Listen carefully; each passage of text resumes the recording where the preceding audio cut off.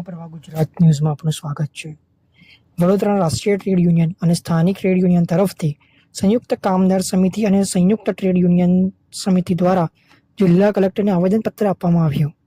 કેન્દ્ર સરકારના 2024-25ના બજેટમાં આમ જનતા, સંગઠિત કામદારો, કિસાનો, યુવાઓ, વંચિતો માટે નાણાકીય ફાળવણી કરવામાં આવી નથી અને દેશની આમ જનતા, મજદૂરો, કિસાનો, નાના ઉદ્યોગકારોના અધિકારો છીનવાઈ રહ્યા છે।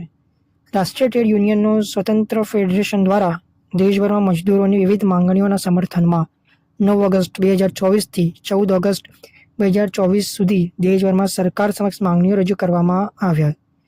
ગુજરાતના તથા વડોદરાના કામદારો સંદર્ભે નીચે મુજબની માંગણીઓ રજૂ કરવામાં આવી હતી।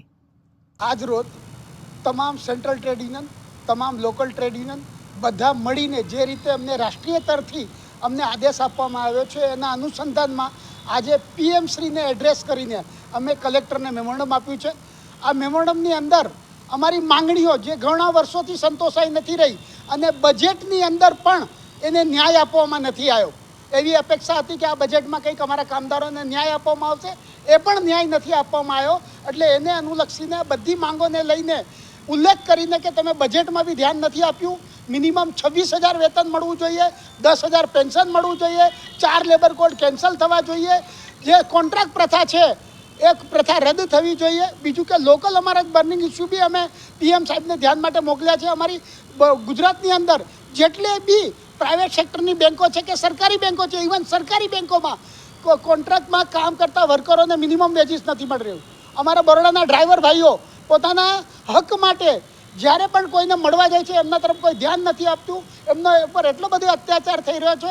એ બધી વસ્તુઓને કવર કરીને આજે અમે પીએમને મેમોરન્ડમ આપવાનું એક કલેક્ટરશ્રીને આપ્યું છે અને એમને નિવેદન કરી છે કે આ અમારું મેમોરન્ડમ પીએમ સુધી પહોંચાડે।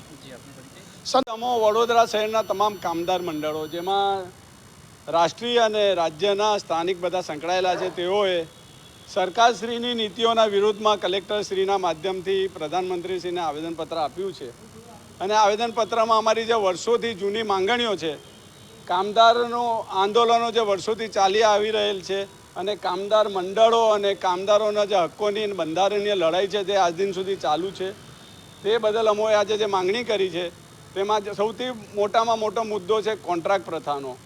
કોન્ટ્રાક્ટ પ્રથા જે અમલમાં આવી છે ત્યારબાદ કામદારોનું આર્થિક, શારીરિક અને માનસિક શોષણ થઈ રહેલ છે, અકસ્માતો થઈ રહેલા છે અને કોન્ટ્રાક્ટરનું સુપ્રીમ કોર્ટનો ચુકાદો છે, નામદાર સુપ્રીમ કોર્ટે એવું જણાવેલ છે કે કાયમી પ્રકારનું કામ કોન્ટ્રાક્ટના કામદારો પાસેથી લેવામાં ના આવે। પણ વડોદરા શહેરમાં કે આખા ભારત દેશમાં તમે જોવા જઈએ તો કાયમી પ્રકારનું કામ કોન્ટ્રાક્ટના કામદારો પાસે લેવામાં આવી રહેલ છે અને નિમ્ન સ્તરનું વેતન આપવામાં આવે છે। જેથી અમારી માંગણી છે કે કાયમી પ્રથા રાખવી જોઈએ, કોન્ટ્રાક્ટ પ્રથા રદ કરવી જોઈએ અને કોન્ટ્રાક્ટના કામદારોનું મિનિમમ વેજીસ 26,000 કરવું જોઈએ।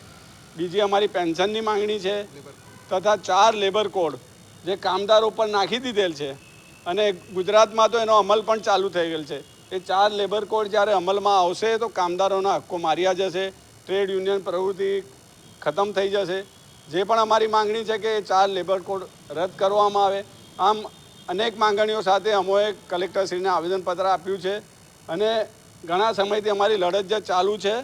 હવે આવનારા દિવસોમાં રાષ્ટ્રીય ફેડરેશન દ્વારા આજે જે અમને આદેશ આપવામાં આવેલો કે તમે જિલ્લા સ્તરે અને રાજ્ય સ્તરે તમામ મેમોરેન્ડમ આપો, તેના ભાગરૂપે અમે આજે રોજ રાષ્ટ્રીય ટ્રેડ યુનિયનો સાથે રહીને આજે આવેદનપત્ર આપ્યું છે અને આવનારા દિવસોમાં ઉગ્ર આંદોલનની અમે ચેતવણી પણ આપીએ છીએ।